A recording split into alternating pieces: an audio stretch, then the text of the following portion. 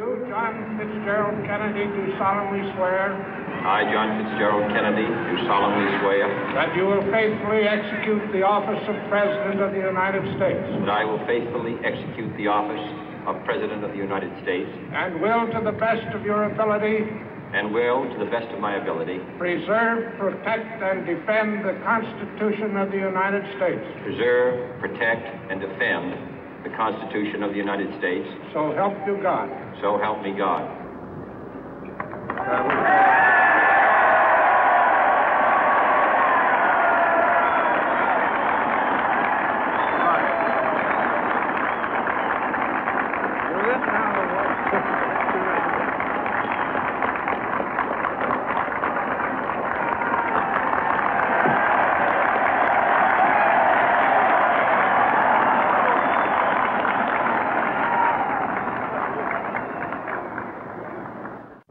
Vice President Johnson, Mr. Speaker, Mr. Chief Justice, President Eisenhower, Vice President Nixon, President Truman, Reverend clergy, fellow citizens. We observe today not a victory of party, but a celebration of freedom, symbolizing an end as well as a beginning, signifying renewal as well as change. For I have sworn before you and Almighty God the same solemn oath our forebears prescribed nearly a century and 3/4 ago. The world is very different now, for man holds in his mortal hands the power to abolish all forms of human poverty and all forms of human life. And yet the same revolutionary beliefs for which our forebears fought are still at issue around the globe. The belief that the rights of man come not from the generosity of the state, but from the hand of God. We dare not forget today that we are the heirs of that first revolution.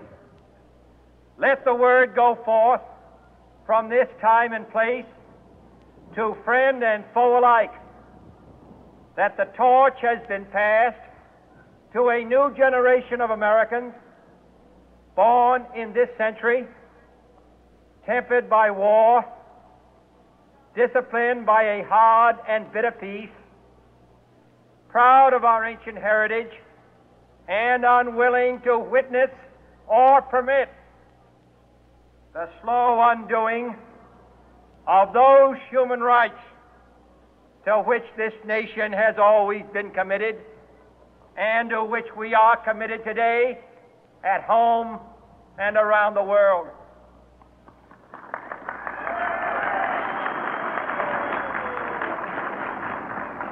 Let every nation know, whether it wishes us well or ill, that we shall pay any price, bear any burden, meet any hardship, support any friend, oppose any foe to assure the survival and the success of liberty.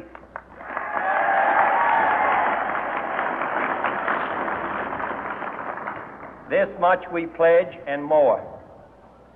To those old allies whose cultural and spiritual origins we share, we pledge the loyalty of faithful friends.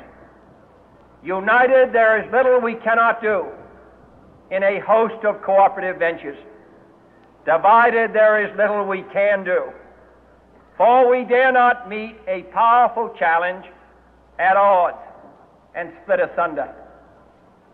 To those new states whom we welcome to the ranks of the free, we pledge our word that one form of colonial control shall not have passed away merely to be replaced by a far more iron tyranny. We shall not always expect to find them supporting our view, but we shall always hope to find them strongly supporting their own freedom, and to remember that in the past, those who foolishly sought power by riding the back of the tiger ended up inside.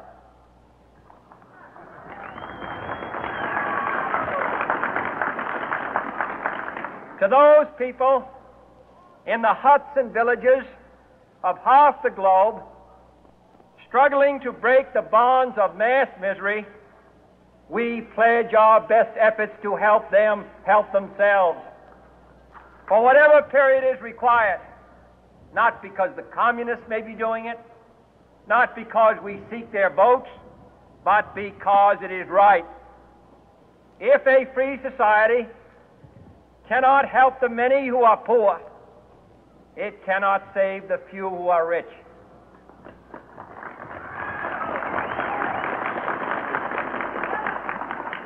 To our sister republics south of our border, we offer a special pledge to convert our good words into good deeds, in a new alliance for progress, to assist free men and free governments in casting off the chains of poverty.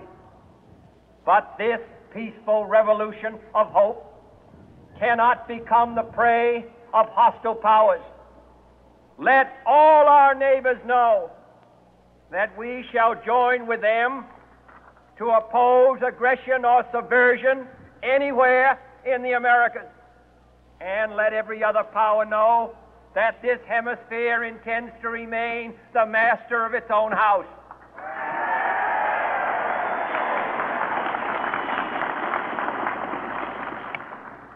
To that world assembly of sovereign states, the United Nations, our last best hope, in an age where the instruments of war have far outpaced the instruments of peace, we renew our pledge of support to prevent it from becoming merely a forum for invective, to strengthen its shield of the new and the weak, and to enlarge the area in which its writ may run.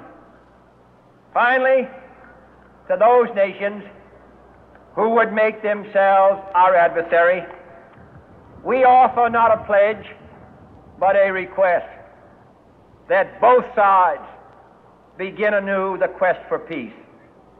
Before the dark powers of destruction, unleashed by science, engulf all humanity in planned or accidental self-destruction, we dare not tempt them with weakness, for only when our arms are sufficient beyond doubt can we be certain beyond doubt that they will never be employed.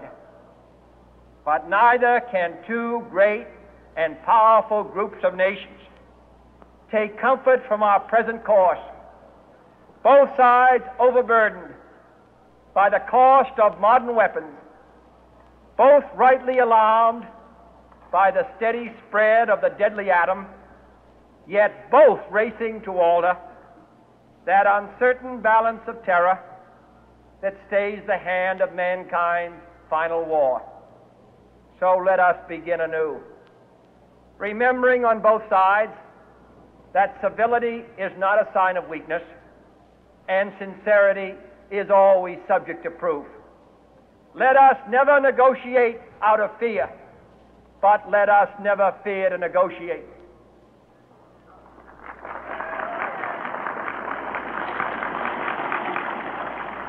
Let both sides explore what problems unite us, instead of belaboring those problems which divide us. Let both sides, for the first time, formulate serious and precise proposals for the inspection and control of arms, and bring the absolute power to destroy other nations under the absolute control of all nations.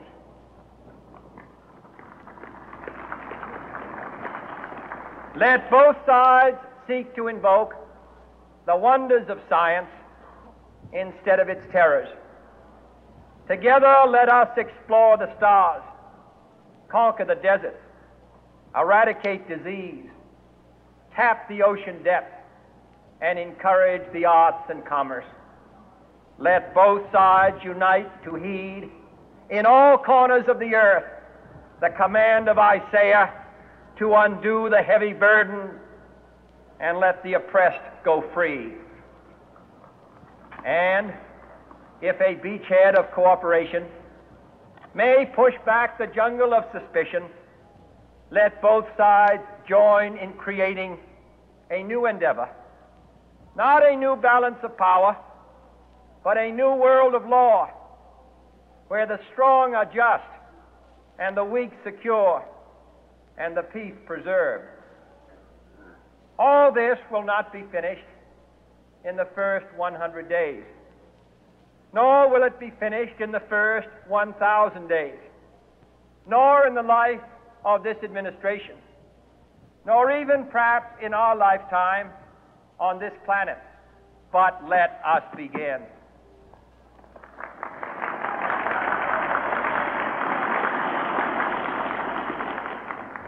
In your hands, my fellow citizens, more than mine, will rest the final success or failure of our course. Since this country was founded, each generation of Americans has been summoned to give testimony to its national loyalty.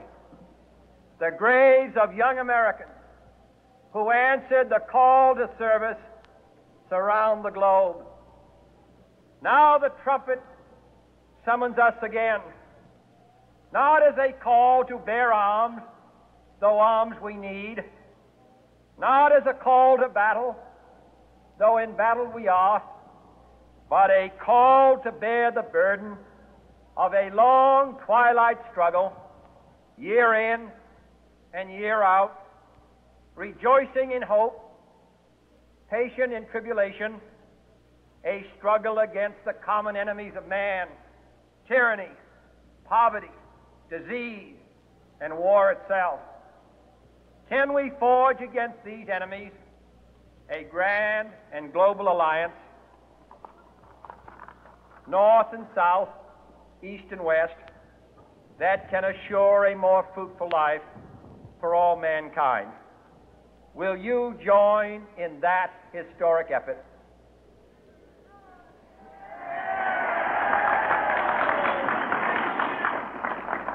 In the long history of the world, only a few generations have been granted the role of defending freedom in its hour of maximum danger. I do not shrink from this responsibility. I welcome it.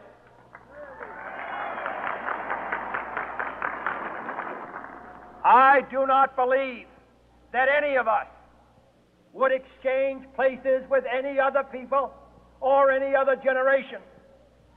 The energy, the faith, the devotion which we bring to this endeavor will light our country and all who serve it. And the glow from that fire can truly light the world. And so, my fellow Americans, ask not what your country can do for you, ask what you can do for your country.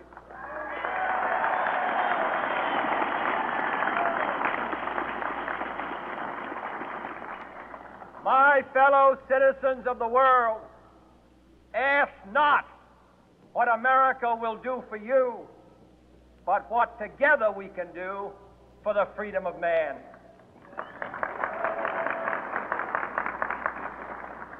Finally, whether you are citizens of America or citizens of the world, ask of us here the same high standards of strength and sacrifice which we ask of you.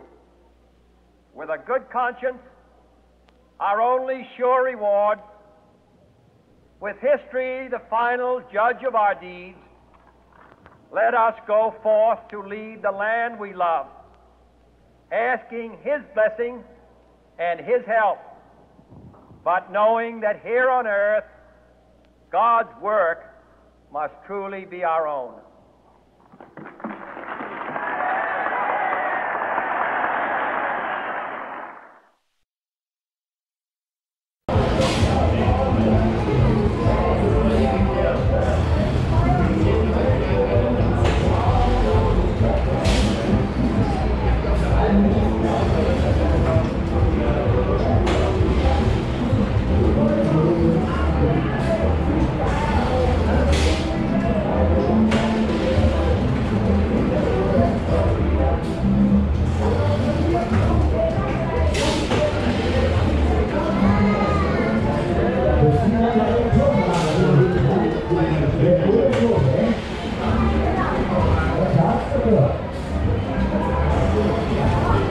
in die Unserspulver rein und dann ist echt lustig.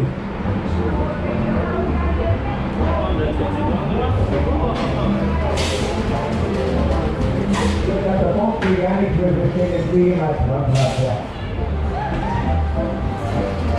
Die Leute verliert dann, die anderen Frauen. Hier wenigstens der von den anderen.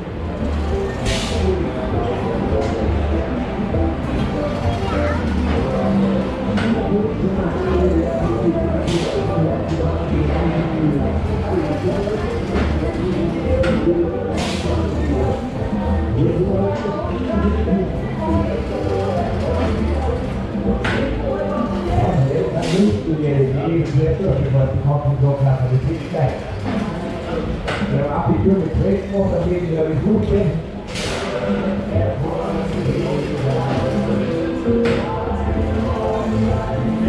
Aber der Hälfte schon für den nicht, den tue ich nur den Größten, das hätte ich nicht auch hinlassen. Mit irgendeinem Minuten, und jetzt schaffen wir mal Weg, so, das ist okay. Ich wollte nicht so ran, ich war so echt, das war nicht klar. Ich bin so, der Leute nicht mehr.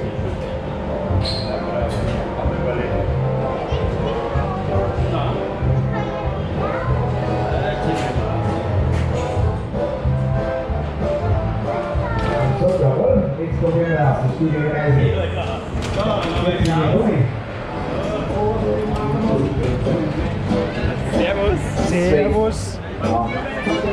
Ja, leider. Das ist die Pubertät schon mal zu weit fortgeschritten. Ja. So, auf der anderen Seite noch mal aus, hin. Der Papa glücklich.